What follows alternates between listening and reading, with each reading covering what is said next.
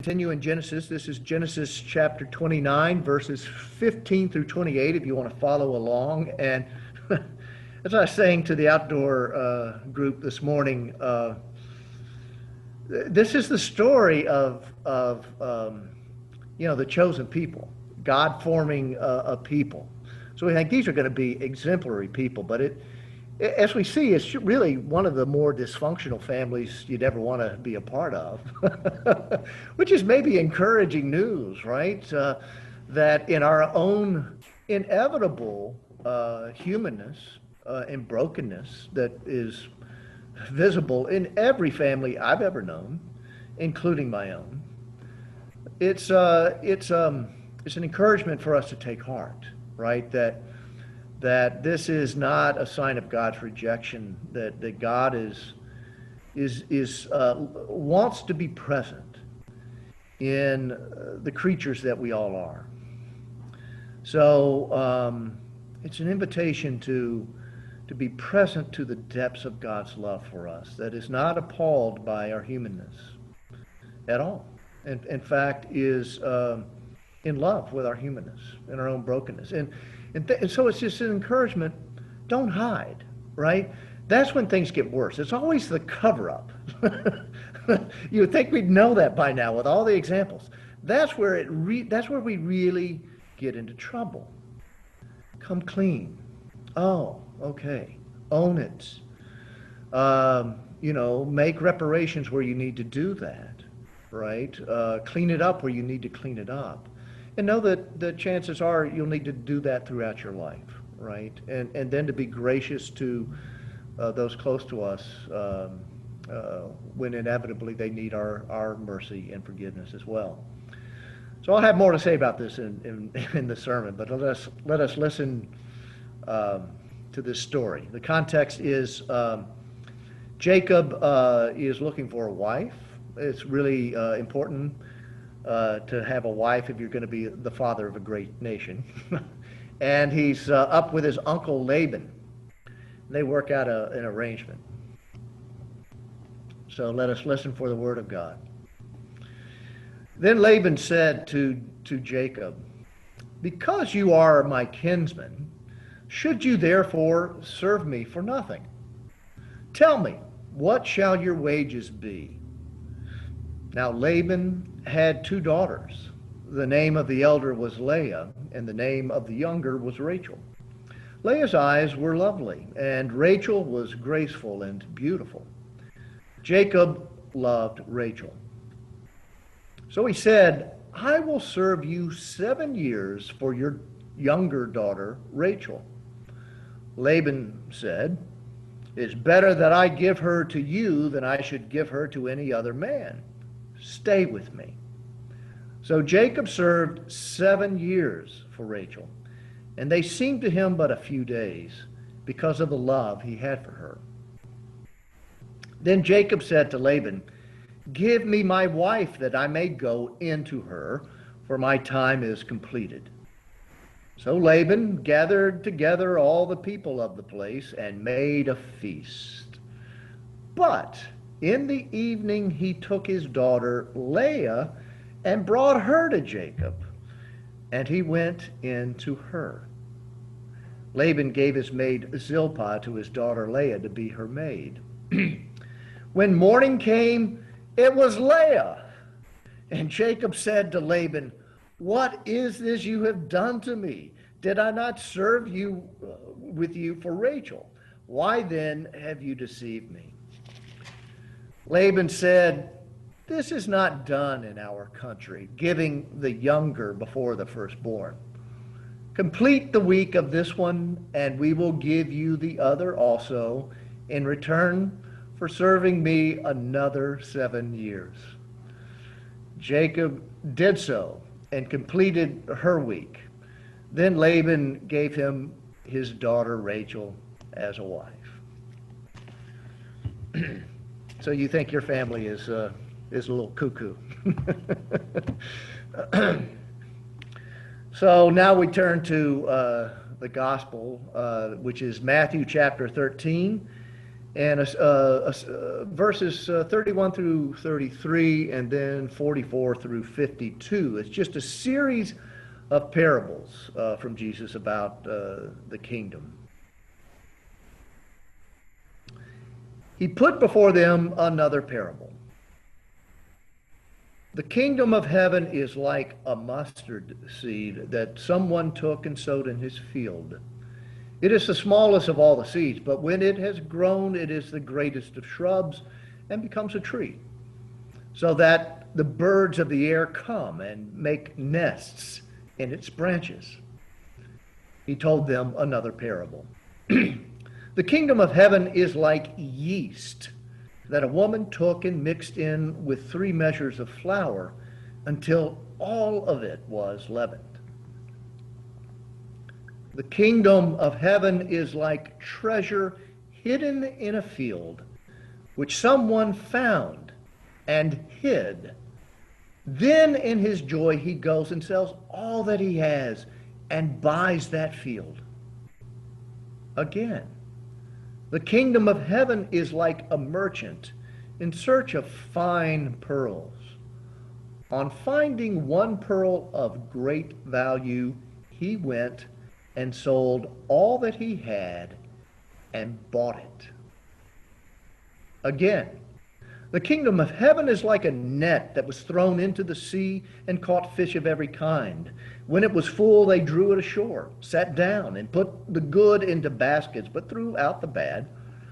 So it will be at the end of the age. The angels will come out and separate the evil from the righteous and throw them into the furnace of fire, where there will be weeping and gnashing of teeth. Have you understood all this? They answered, yes. And he said to them, therefore, every scribe who has been trained for the kingdom of heaven is like the master of a household who brings out of his treasure what is new and what is old. This is the word of the Lord. Thanks be to God. So I'll comment first about, I'm just going to make brief comments about the parables, and I'm going to comment first with a little more depth about this story. Jacob looking for a wife, Leah, the sisters Leah and Rachel, and then Uncle Laban or Dad Laban. You know, on a surface level, this is a problematic story at best. I mean, how do you find any moral kind of meaning in this, right, or any inspiration in this story? In fact, it seems to just reinforce a lot of negative stereotypes that have harmed us all for generations, for eons. You know, it's in the text it says that Leah's eyes were lovely, but then there's a note which says the Hebrew is really we don't know what it means, so we're calling it her eyes. She had nice eyes. I read another translation where the translation was there was no sparkle in Leah's eyes. And what I love about the Hebrew language is it's very concrete. It's not abstract. It uses images to communicate things. And I think I choose the other translation that there was no sparkle in her eyes. I think it's a Semitic way of saying she wasn't a looker, right? And right away, we're in dangerous territory, aren't we? Whereas Rachel was a looker. She was gorgeous. One translation said she was shapely, you know, and beautiful. And right away, just feel yourself back in junior high school, right?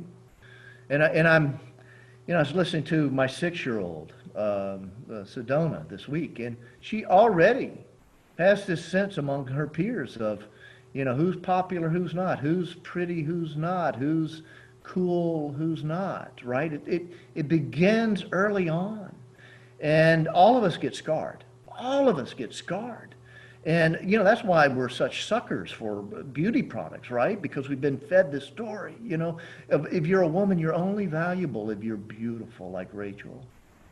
Good luck if you're Leah, you know. It's horrible. It's horrible the damage that we've done, this, how superficially we treat one another. And, you know, for men, it's no better, really.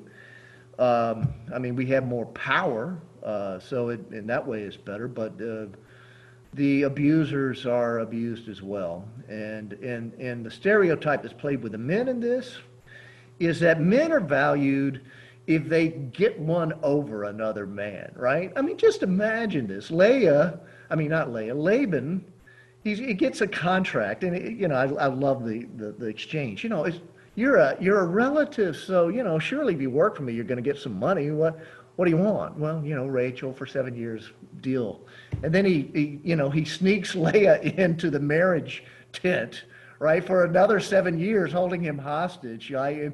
And so that shows how, you know, cunning he is, right? Guys, don't we have this message that we're of value if we what? Win, right? We get one over the other sucker, you know. We're valued because we're on top of the heap. Ethics, not so much, right? It's win, baby, win. And we wonder why men in our culture have a hard time being emotionally present and vulnerable. Well, duh. Because we've trained them to shut their hearts down. Because if we had hearts, we couldn't go to war every day with each other, right? So it doesn't work for women. It doesn't work for men. This story just seems to reinforce those harmful stereotypes.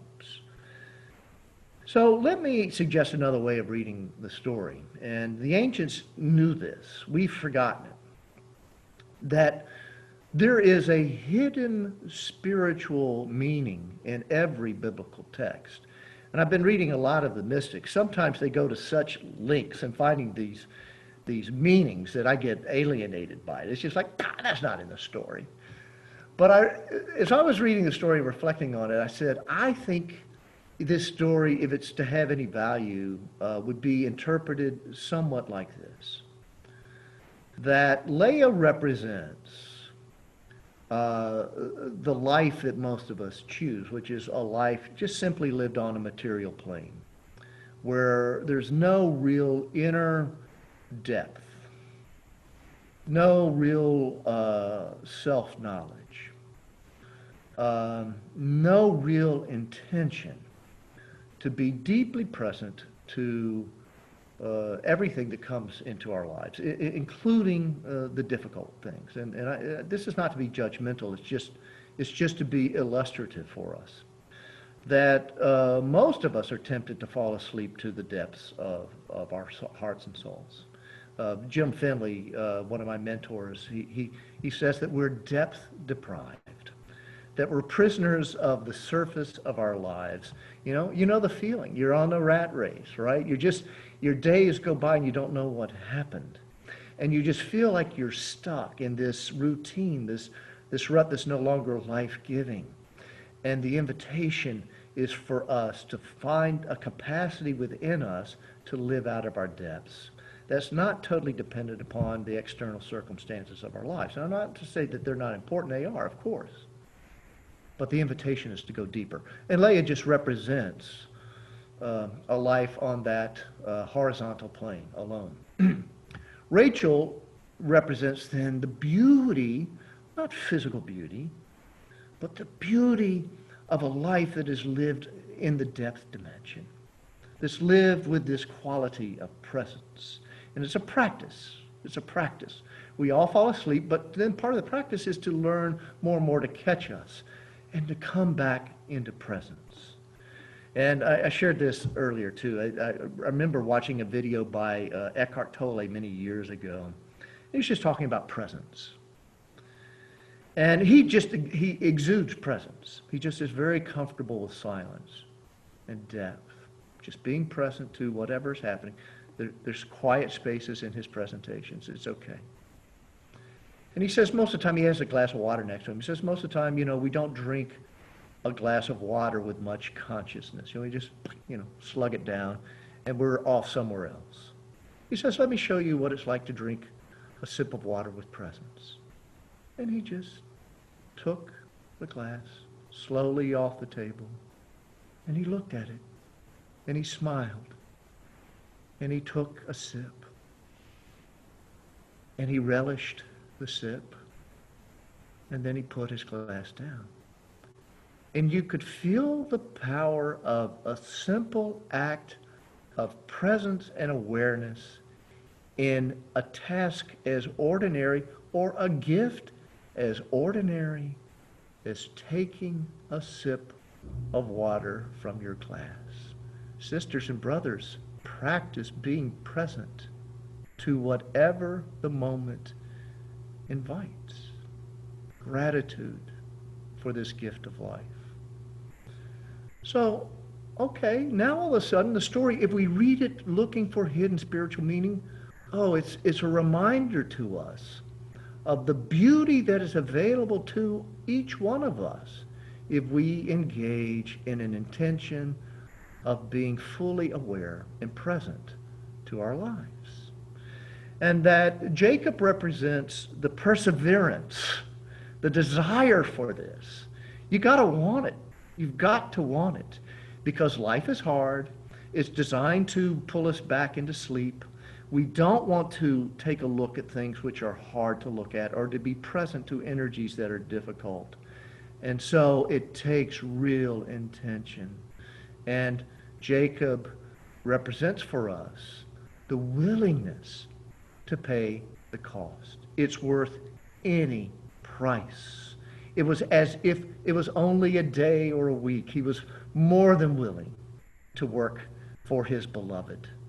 The invitation to a life of spiritual presence and depth. That's what our hearts truly hunger for. So now I think we're ready to make a transition into the parables. So I'll just comment briefly about each one.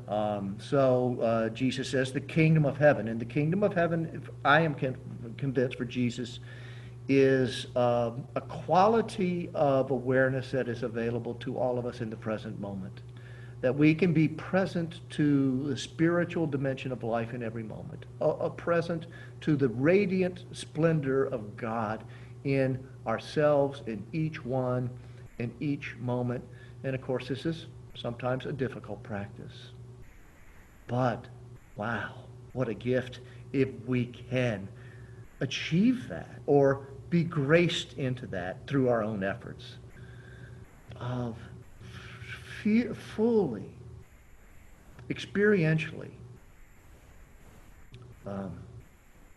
having this sense of the radiance of God in every moment. So he says, this kingdom, this new consciousness, this new heart, it's like a mustard seed. You ever seen a mustard seed? It is tiny. I've held one. It's like this. It's like a nothing, right? The world, particularly our world, this culture, does not give value to the pursuit of an inner life. Nobody, and I'm a minister, asked me, John, how's your spiritual life going? It's just not in our awareness. It's not what we value. What we value is, climbing the ladder, getting a zip code in Rumson. You've made it to the promised land if you've got the Rumson zip code, right? How shallow we are, how silly we are, how much of our energy we spend chasing after false gods. Jesus says the world may not value this spiritual thing, this new heart, this new capacity, but I tell you, it will bear fruit in your life. It will become this huge shrub, this tree, in which the birds of the air come and build their nests. In other words, life, spiritual life, the depth of life becomes a constant reality in your life. So he's encouraging us. Keep at it, friends. Keep at it. I know you're not going to get a lot of pats on the back for this, but keep at it. Then he says it's like yeast in flour. Without the yeast, there's no bread. Well, there's flat bread. It's okay. but there's this beautiful loaf of bread. You are to be that yeast by bringing a different quality of heart and consciousness into the culture at large. Now, again, the culture at large, you don't see yeast, you know, you don't value it, but the culture at large would be an even greater mess than it is without invisible human beings across the globe showing up daily and engaging in spiritual practice. And just think of those saints in your lives that have touched your heart and the difference that they make in the culture at large. They make it worth living. And without them, it would just be chaos. Think of the monastics, right, in the Dark Ages who saved Western civilization by their commitment to the arts and to the liberal arts and, of course, to Scripture and the spiritual life. They were the ones that planted the seeds that flowered in the late Middle Ages. Without them, think of how barbaric things would, well, they were barbaric, but they kept some hope alive. And, you know, if we are entering into dark times, and maybe we are to be the yeast. That's our calling. The need for people, ordinary people like us, to do the work of the Spirit has never been greater, to become the yeast that will keep the civilization leavened amid all of the unkindness, amid all of the reactivity. How do we, by our presence, change the energy in those that we come into contact? Can we be that love? Roseanne and I are getting a chance to practice this upstate when we talk to our neighbors who are a completely different mindset, and it's just become such a great spiritual practice to listen to how they have come to see the world as they see it and see it so differently, and to see their essential goodness, and to see also their fear as no doubt they see ours. It's this invitation for us to get to know each other again and to love each other and to trust a greater wisdom and to move out of this energy of, I've got to convince you, to change. How's that working? Let's try something different. Let's try a Christ way. And that doesn't mean sometimes we won't speak hard truths, because that was part of Christ's life too. But it's discerning out of the depths of our attunement to the spiritual realm. And then Jesus said that the kingdom is like, I'm losing my place. Where did he say it's next? Oh, it would be, yes, it would be like a pearl of great price. It would be like a treasure that is hidden. And if we're smart, he says, we'll go and sell everything we have to buy that. So think of how different that is than the way we normally think about the spiritual life. The spiritual life is what we do in our spare time, after we've made enough money to take care of, what we need to, after we've taken care of the house and the bills and all the rest, Then one day I'll have time for the spiritual life. Jesus says you've got it all backwards.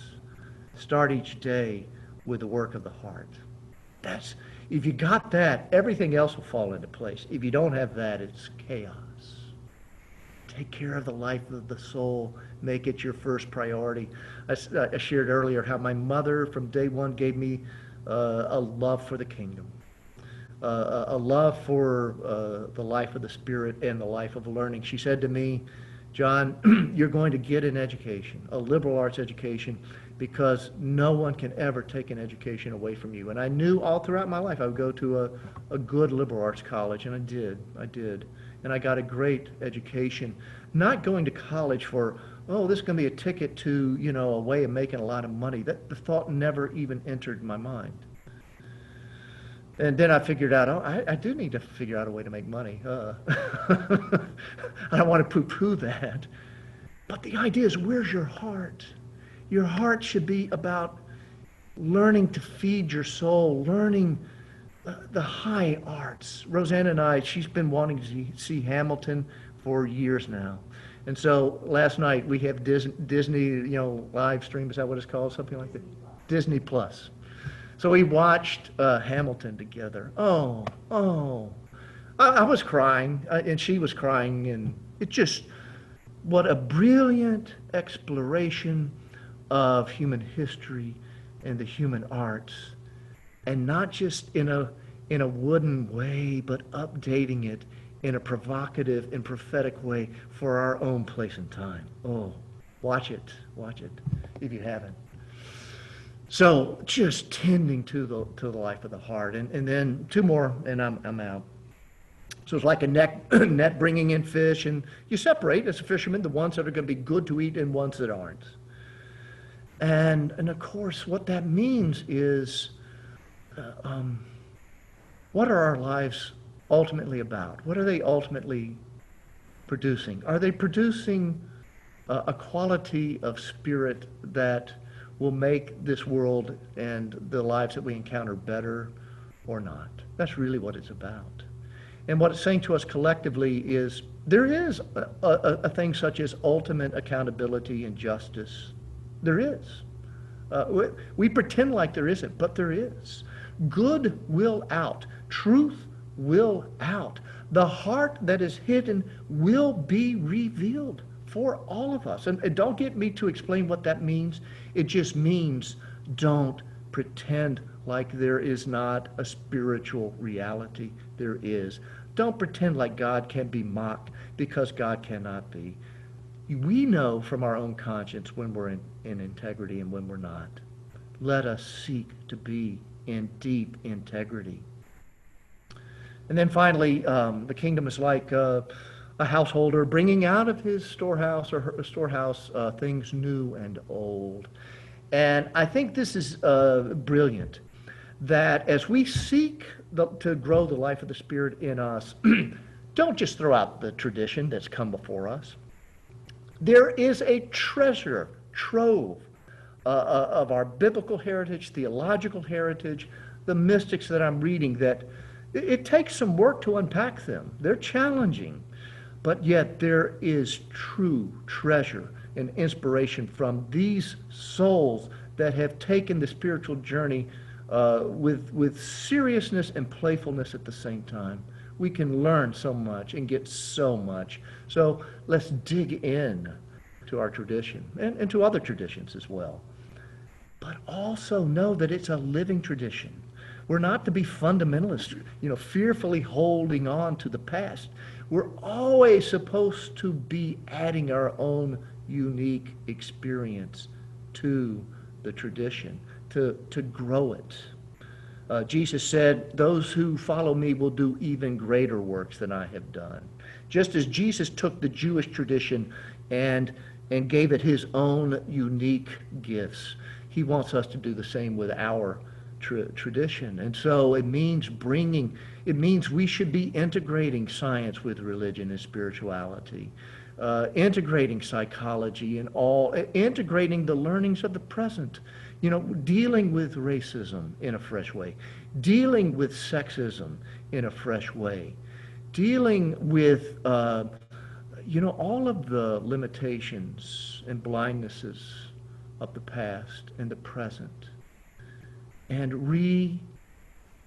reimagining our tradition in a way that is deeply attuned with the tradition at its heart, but also purifying ourselves, learning what was implicit that is longing to be made explicit now in our time.